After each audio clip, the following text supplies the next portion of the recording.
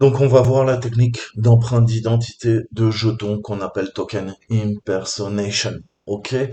Techniquement, les comptes de service, brièvement mentionnés dans la tâche d'introduction, peuvent avoir un niveau de privilège plus élevé que l'utilisateur de bas niveau que vous pouvez avoir dans les versions de Windows antérieures à Windows Server 2019 et 10. Si on parle de Windows 10, on parle de la 18.09. Ok, ces comptes de service sont affectés par une vulnérabilité interne de l'homme du milieu. Comme vous le savez peut-être, les attaques de l'homme du milieu qu'on appelle MITM, Man in the Middle Attack, sont menées en interceptant le trafic réseau. De la même manière, les comptes de service à privilège plus élevé seront obligés de s'authentifier sur un port local lorsque nous écoutons.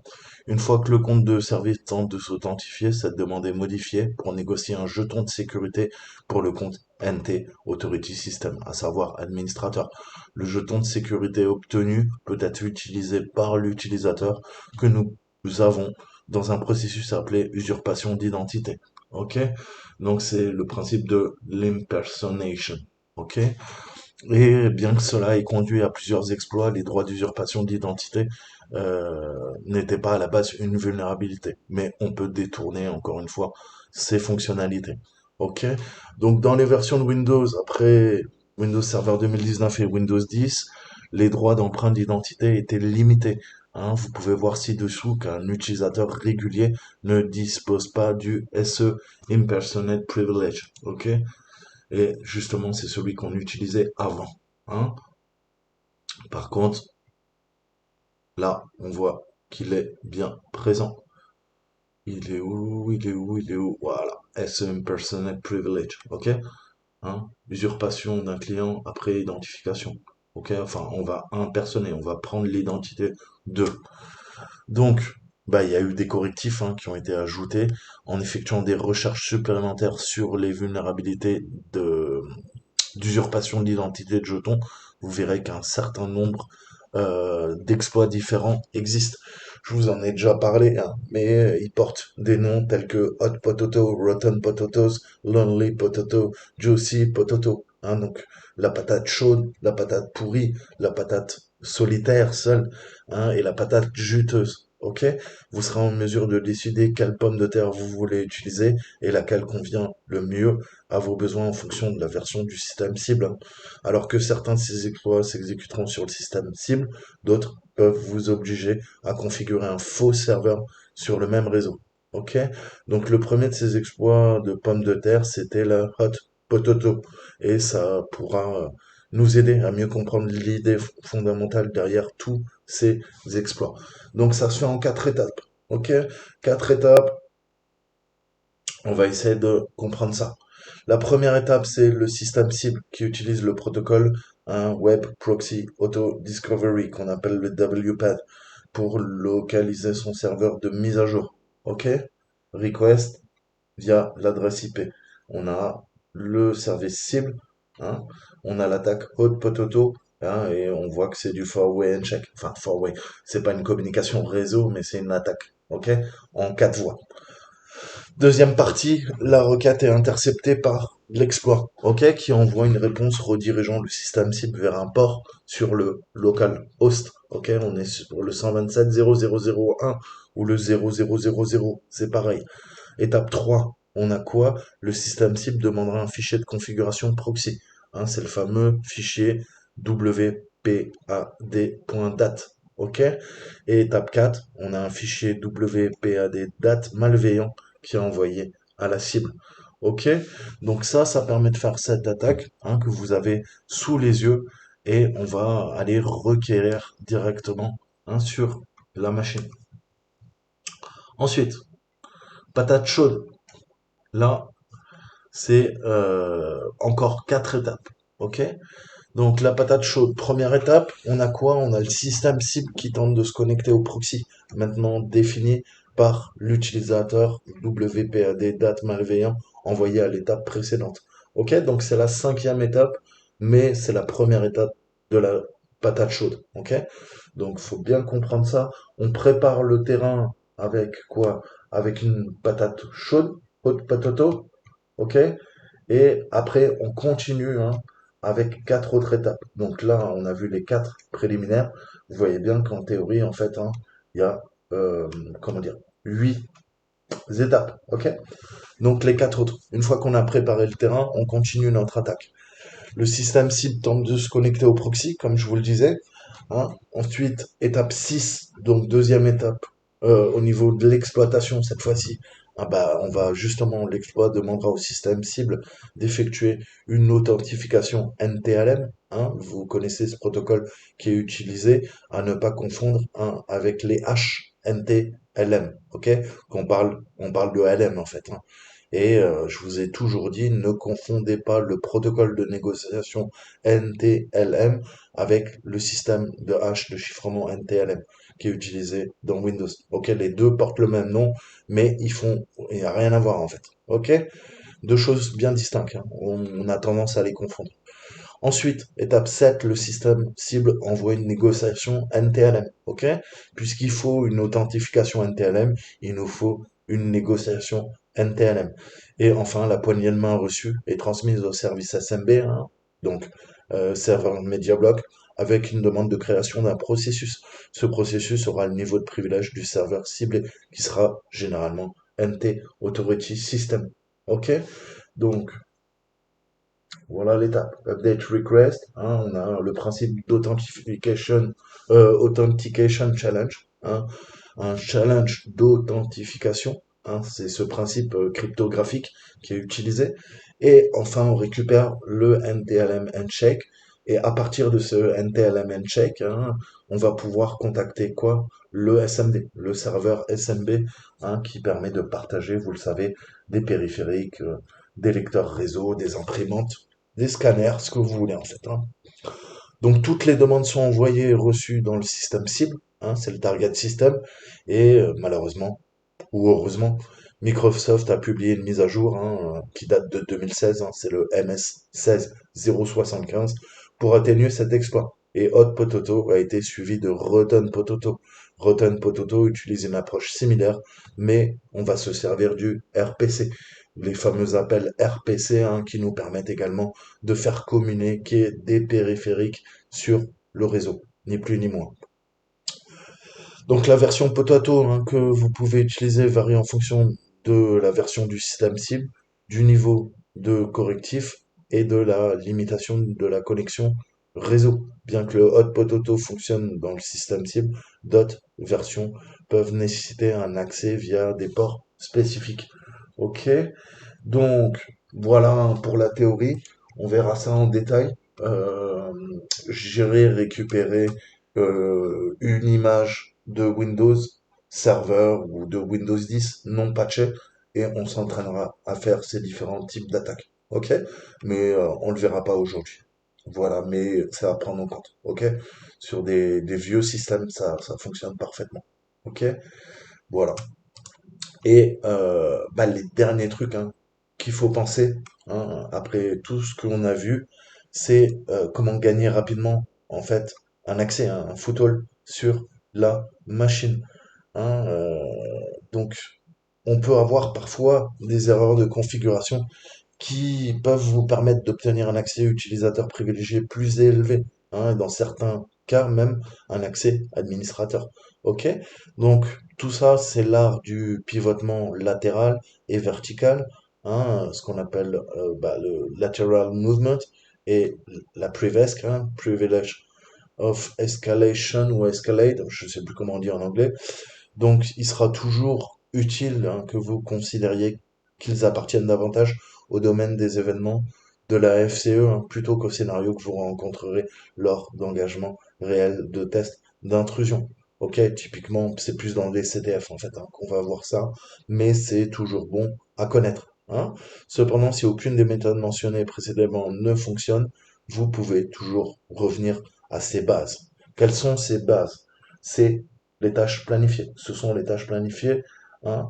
Alors, dans un premier temps, en examinant les tâches planifiées sur le système cible, que ça soit un Windows ou un Linux, hein, vous pouvez voir une tâche planifiée qui a perdu son binaire ou qui utilise un binaire que vous avez modifié. Pour que cette méthode fonctionne, en fait, la tâche planifiée doit être définie pour s'exécuter avec un compte utilisateur avec un niveau de privilège supérieur à celui que vous disposez actuellement. Ok? Sinon, ça ne marchera pas. Les tâches planifiées peuvent être répertoriées à partir de la ligne de commande à l'aide de l'outil SCH Task, à l'aide du planificateur de tâches, ou si possible au téléchargement d'un outil tel que Autorun 64 sur le système cible. Ok? On va aller jeter un petit coup d'œil quand même. Qu'est-ce qu'on peut voir? On peut voir qu'on a le schedule task, control panel. Ok?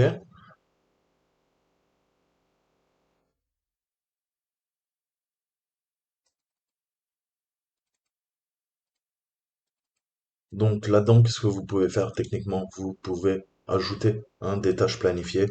Si on cherche de la persistance, par exemple, on pourra créer une tâche planifiée qui va réexécuter notre binaire malicieux ou démarrer un service. Et vous savez qu'on a injecté également un virus dans la DLL. Donc dès que l'ordinateur démarre, le service automatiquement démarre et vient repirater la machine. Ok? Ça peut être un moyen de persistance. Ok? Donc c'est aussi un moyen de venir exploiter techniquement les tâches planifiées.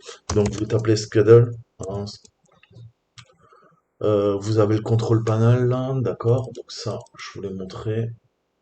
Pardon, je ne cours pas de. Qu'est-ce qu'on a d'autre? Tapez schedule, SCH, ok.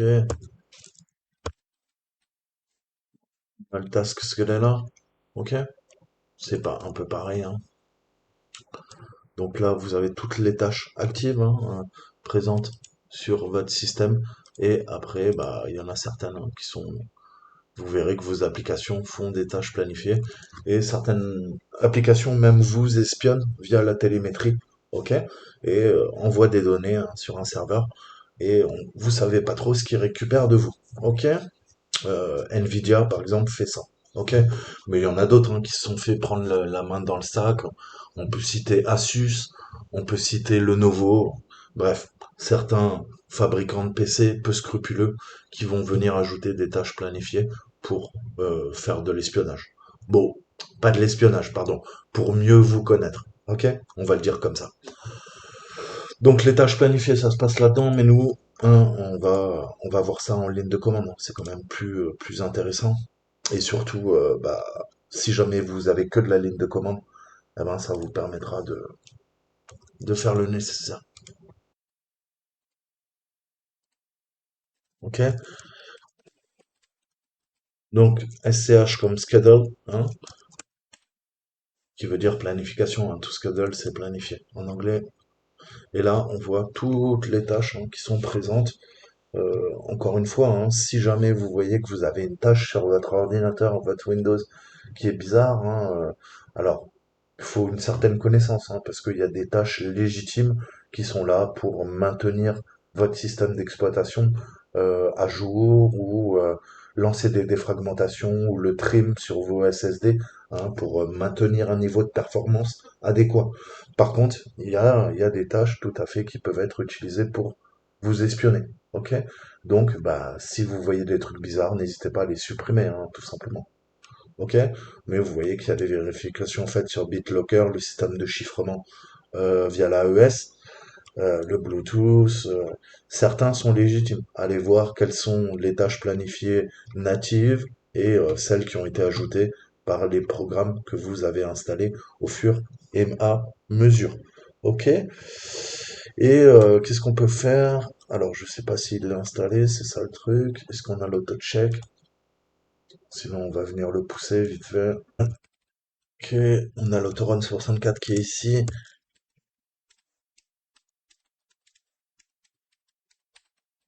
Et on va ouvrir le 8000. Et on va se lancer un script Python.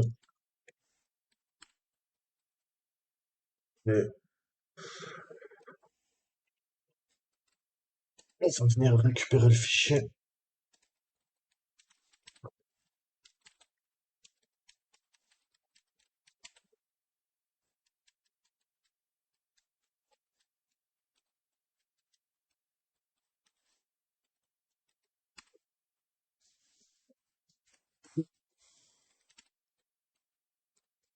Donc,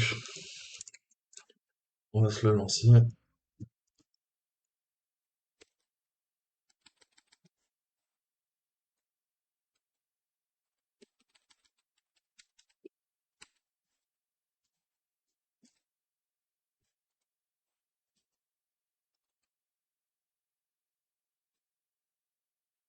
Et donc là, qu'est-ce qu'on voit? On va voir également hein, l'autorun, donc très très bon outil. Là, c'est un peu petit, je pense que c'est dû à ma résolution, mais vous avez ici le schedule task, ok, et vous avez une vision via la GUI, l'interface graphique. C'est peut-être plus à l'aise. Mais excellent outil hein, que je vous conseille, que vous pouvez télécharger du site de Microsoft, installer Autorun. Ça va vous permettre de vérifier en fait ce qui tourne, hein, les programmes en résident, ce qui est lancé au démarrage, hein, les applets qui sont appelés, les ActiveX par exemple de votre navigateur ou de l'explorer.exe de Windows, les services qui tournent, les drivers, les codecs, ok. Vous aurez pas mal de trucs, hein, les images hijack, voire vérifier en fait, hein, ça va servir en blue teaming pour protéger, analyser une cyberattaque sur une machine ou essayer de mieux comprendre hein, ce qui tourne au niveau sur votre ordinateur. Ok? Et typiquement on a voilà, là on a un file not found. Ok? Donc là je vois que je pourrais éventuellement exploiter cette faille. Ok? Il y a visiblement un programme qui s'appelle 3000 qui a été effacé et vous avez bien compris que il y a une clé de registre, alors il faut que j'aille voir ce que c'est, mais je pourrais éventuellement l'exploiter. Ok? Donc ça c'est vraiment important à comprendre. Ok? Ensuite on a ce qu'on appelle les always elevated. Ok? Concrètement, on a des fichiers d'installation Windows qu'on appelle des MSI, .msi, qui sont utilisés pour installer des applications sur le système. Hein, vous allez souvent sur setup.exe. Ce que vous savez peut-être pas, c'est que le setup.exe appelle d'autres fichiers, par exemple .cab, CAB ou .msi, qui vont permettre l'installation de l'application. Ok? Il s'exécute généralement avec le niveau de privilège de l'utilisateur qui le démarre. Toutefois, ils peuvent être configurés pour s'exécuter avec des privilèges plus élevés si l'installation nécessite des privilèges administrateurs. C'est pour ça qu'à chaque fois que vous installez un programme, il y a la fenêtre qui pop et qui vous dit bah ouais, est-ce que tu es sûr que tu veux bien passer en tant qu'admin pour élever tes privilèges? Ok? Ça pourrait potentiellement nous permettre de générer un fichier MSI malveillant qui s'exécuterait avec des privilèges administrateurs. Hein. Donc pour ce faire, bon, il faut modifier deux valeurs de registre. Hein. On va les interroger et voir si éventuellement ça pourrait marcher sur cette machine.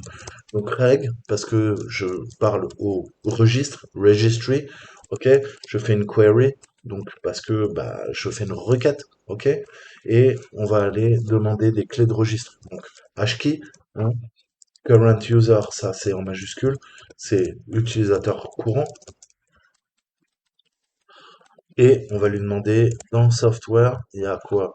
Il y a les policies. Les policies, c'est les règles de sécurité sous Windows. Hein, on parle de Microsoft parce qu'il peut y en avoir pour d'autres. Microsoft, je vais y arriver. On veut celle de Windows, ok? Et on va lui demander l'installer, hein, qui justement s'occupe de ça. Donc là, il n'arrive pas à trouver la clé. C'est intéressant. Alors, je vérifie que j'ai pas fait de bêtises. Hashkey current user. Ouais, si, j'ai fait une bêtise. Software. Ok. Et là, qu'est-ce qu'on voit? Eh ben, on voit qu'elle est sur 0,1. Reg dword. Donc, je vous disais en clé de registre, on voit que c'est une double word hein, qui permet de stocker quoi? Eh ben, la valeur always elevated. Et si elle est sur 0x1, hein, si je connais pas, qu'est-ce que je peux aller faire? Je peux aller voir. Hein. Ça veut dire quoi? 0x1.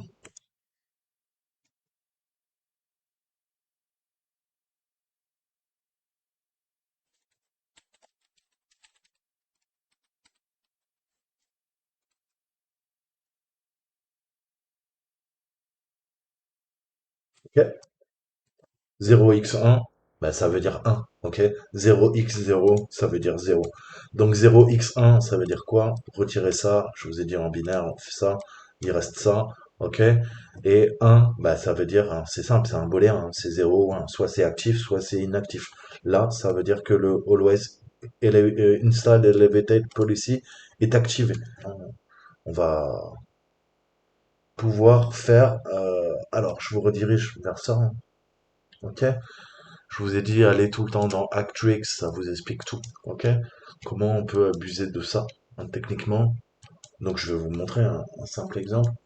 Qu'est-ce qu'il y a, une bloc? Non, ok. Donc voir au niveau des ACL, hein, qu'est-ce qu'on a?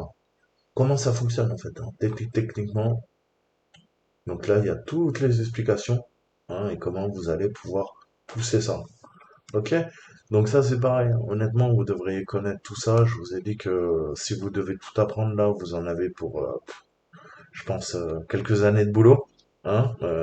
Si vous êtes très intelligent, en 9 mois, vous pourrez apprendre tout ça. Mais il faudra bosser tous les jours. Ok? On voit que la première clé de registre, euh, elle est sur 1. Donc ça, c'est très très bon pour nous. Maintenant, on va aller dans HKLM. Hein. On a Current User, mais on a LM. Hein. LM, ça veut dire Local Machine. OK? Mais là, on utilise l'abréviation LM. OK? On a du software, toujours, sauf que c'est en majuscule. Le Policies, Microsoft Windows Installer. OK? Et là, il me dit pourquoi invalid killname. Ah oui, c'est HKLM, pas HKLM. OK? Pareil, deux façons d'aller requêter. OK?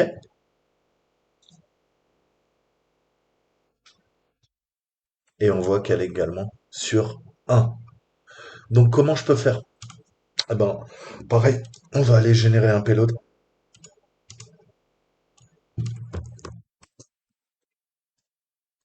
Alors, euh, sur- ok, on veut quoi? MSF Venom. Ok. On a utilisé quoi la dernière fois? On a utilisé euh, notre shell reverse TCP. C'est bien, c'est cool. 10, 11. On va s'ouvrir le port 666, pas de problème. Par contre, là, il y a un problème. Pourquoi il y a un problème? Bah, parce que c'est pas du exe que je veux. Je veux quoi, moi? On a dit, c'est du MSI. Je veux un fichier d'installation. Ok? Et en output, on va lui dire backdoor.msa.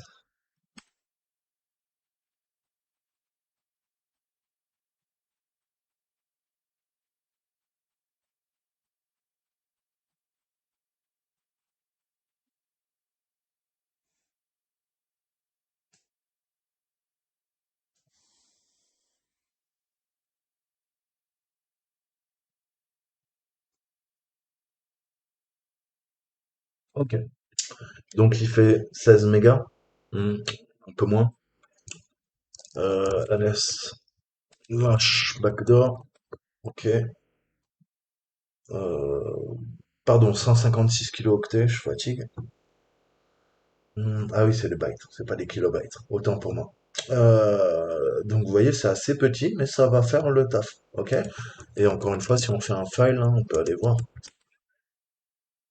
Il dit, écoute, voilà, c'est un document et c'est bien un MSI installer, hein.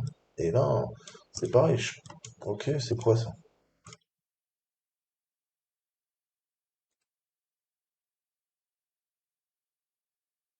Comment ça marche? Ok? On se rend sur le site de téléchargement, on télécharge le setup.exe, première phase de décompression, et c'est là que on a quoi? On a la fameuse fenêtre qui lance quoi? Le fichier MSI. Ok?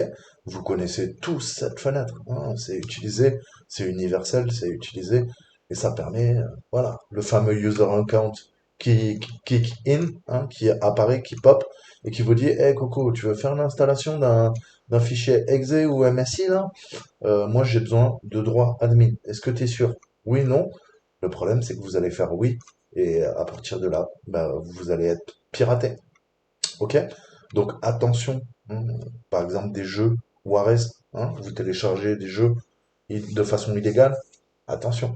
Vous téléchargez des applications de sites web peu scrupuleux, attention. Ok? C'est le meilleur moyen de vous faire pirater. Ok?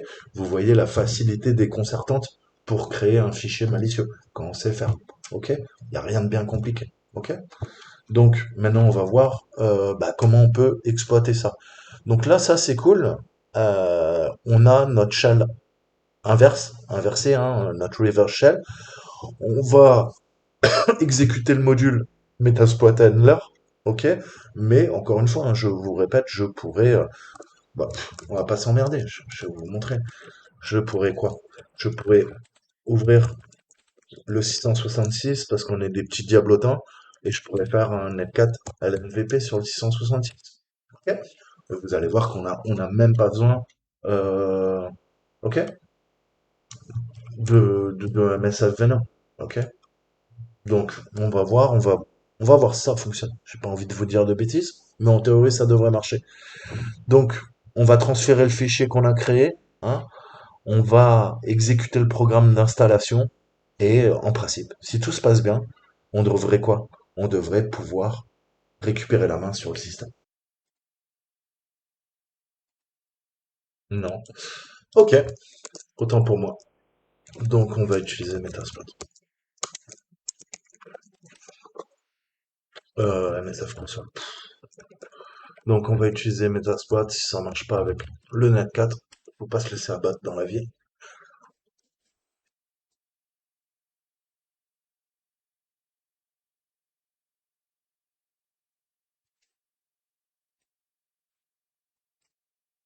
Donc voilà, hein, toutes ces techniques, il faudra pratiquer, pratiquer, pratiquer, pratiquer.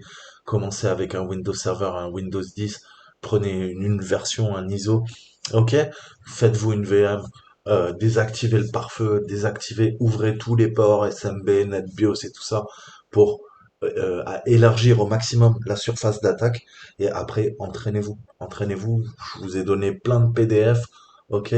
Bossez vos cours, faites des CTF, tout ça, hein, les techniques, les tactiques et les procédures, ça viendra avec le temps, mais il va falloir pratiquer, comme toujours. Donc, qu'est-ce qu'on veut? On veut utiliser un exploit. Ça tombe bien. Et on veut du multi. Ok? Et dans le multi, on a quoi? On a le multi handler. Non. H. Ok. Option ou show options. Ok. Set. Elle porte 666 et set. Elle host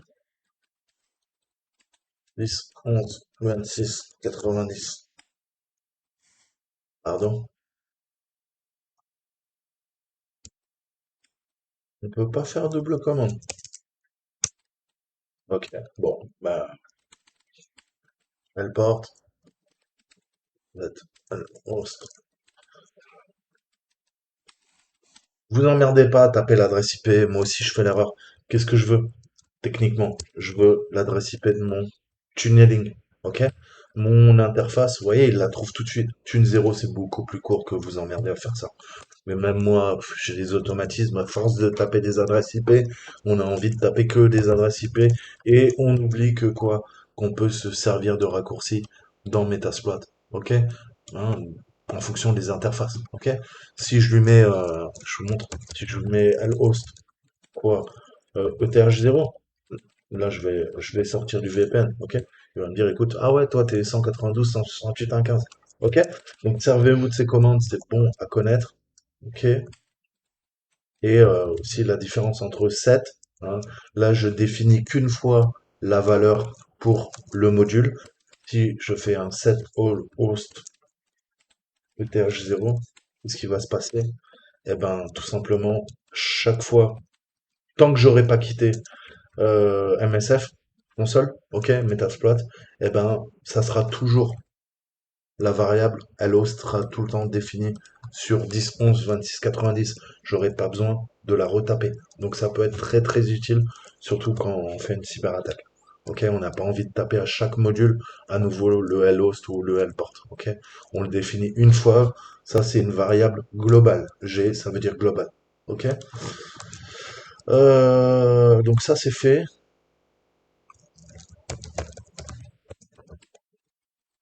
Ok, on a bien nos deux variables. Exploit. C'est parti. On retente.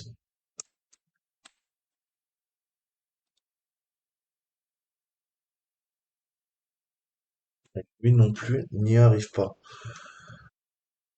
Les deux, elles sont à 1, c'est quoi ton problème? Merde.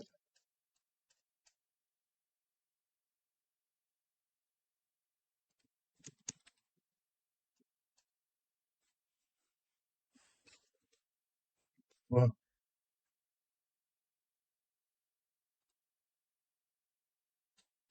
Alors, vous savez quoi? On va pas se laisser abattre. On va MV le backdoor et on va lui dire, écoute, Coco, tu vas aller dans, c'est le plan Windows.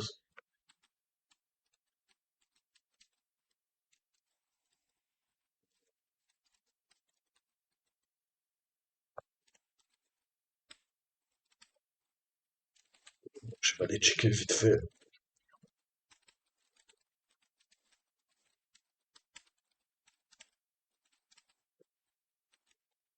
J'ai pas le droit. Comment ça, j'ai pas le droit? Ok. Ok, ok, ok, ok, ok.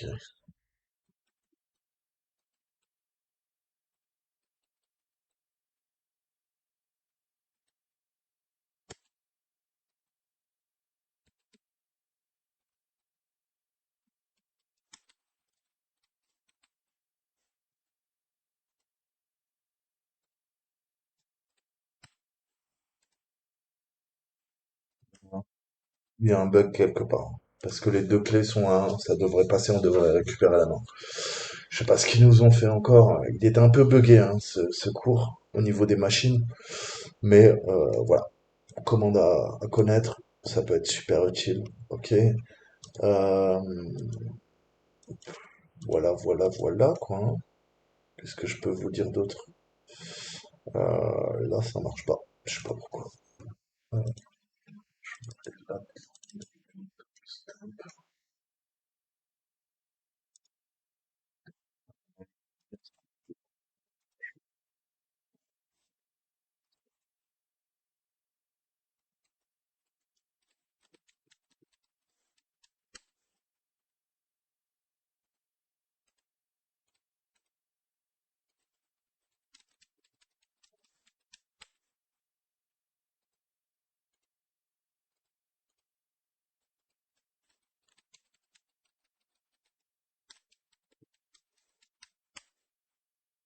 Non, pas moyen. Bon, bah écoutez, désolé, ça marche pas.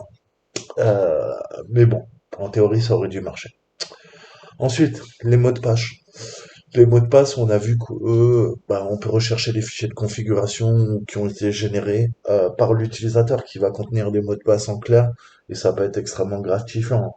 Il existe d'autres emplacements sur Windows qui pourraient masquer les mots de passe en clair. Donc, qu'est-ce qu'on va faire? On va demander les informations d'identification enregistrées, hein. Windows vous permet d'utiliser des informations d'identification, ok? Et de les enregistrer. Ça va être une aubaine pour nous. Donc techniquement, on va pouvoir utiliser tout ça. Ok? Donc, qu'est-ce qu'on va faire? On va se faire cette commande cmd kill list. Ok?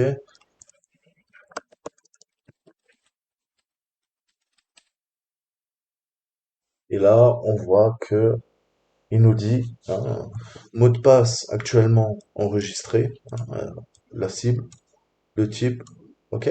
L'utilisateur et persistante locale, hein. Donc, à vous de voir, hein, si vous avez euh, des de la persistance, ok? Et qu'est-ce que je peux faire avec ça? Eh ben, on peut se servir en fait, hein, des informations d'identification qui valent la peine d'être essayées et on peut les utiliser en faisant un run as save cred. Ok? Donc, par exemple, je sais pas, hein, imaginons que, voilà, je reprends ça. Ok? Imaginons que j'ai les droits, enfin, de l'admin qui sont sauvegardés. Ok? Je vais lui dire ma commande.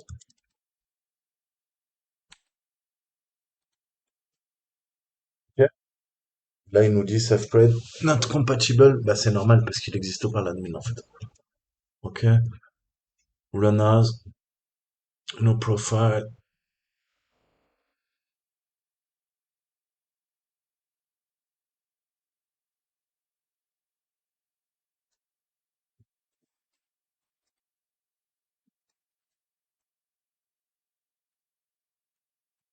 Alors, il veut quoi? Il veut des double quotes.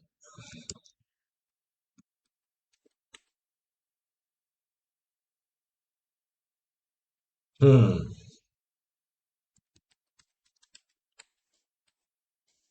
Donc là, on voit que bah, il nous bloque, hein, cette enfoiré. Qu'est-ce que je peux utiliser comme utilisateur? Mais je pense pas qu'il aura les droits. Mais allez,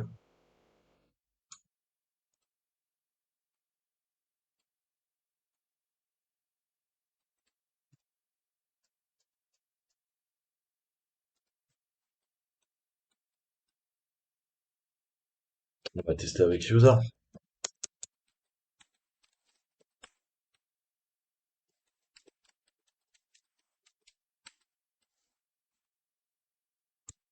Hmm. Et on va tester.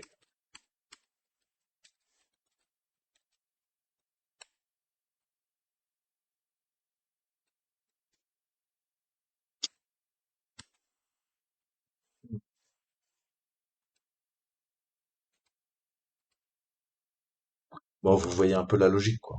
On va se servir. Mais là, il nous dit qu'il a les safe creds.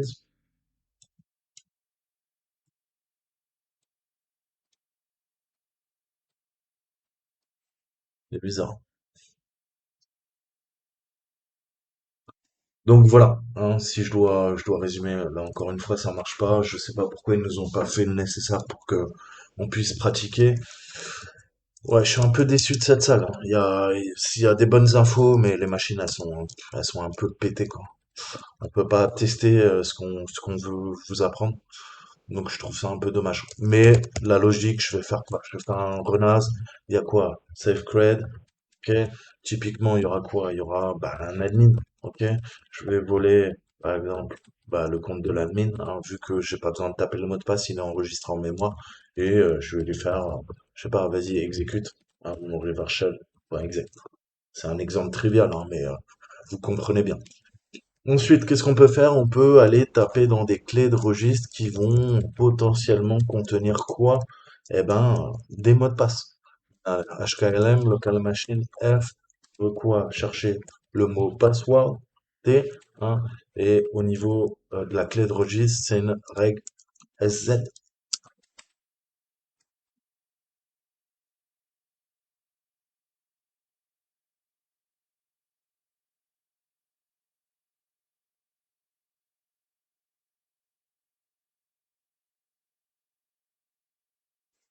Ok.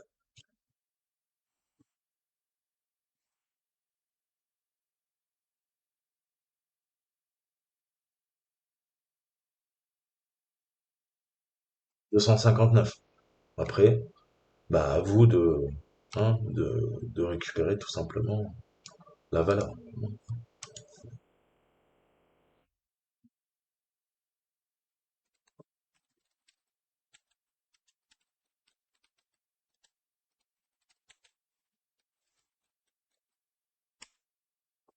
Ok.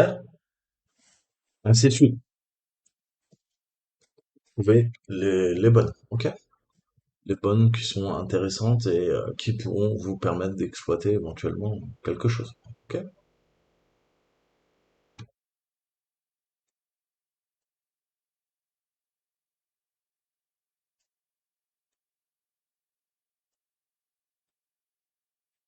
Donc après, imaginons que voilà, je vais vous montrer quand même. Oui, c'est bon, on peut bosser tranquille ou c'est trop vous demander?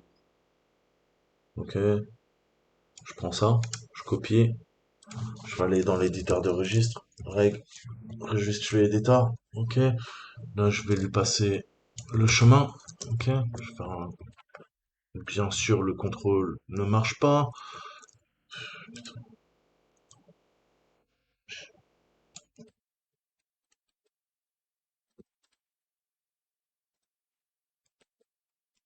Et entrée, parfait.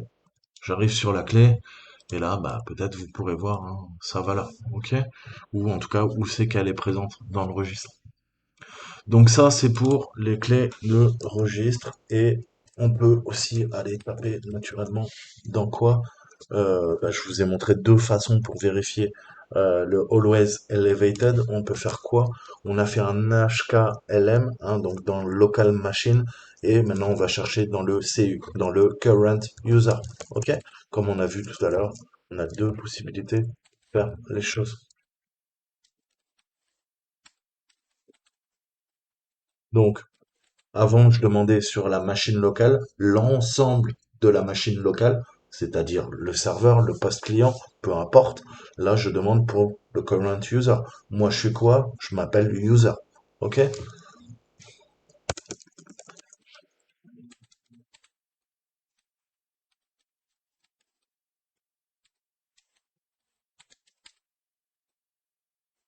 Ok.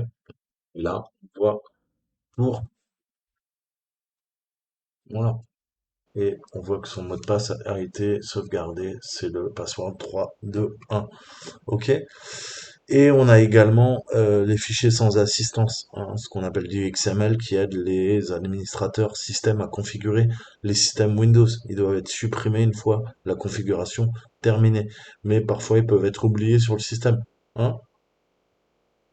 Donc, on va essayer de chercher dans Unintended XML, find Unintended XML S, invalid switch, je lui dis found, c'est à dire. Ok, donc là il n'est pas présent, mais des fois on a des fichiers de configuration hein, qui valent la peine d'être lus. Voilà, voilà. Bah écoutez, je vous dis à très bientôt. Prenez soin de vous. Ciao, ciao.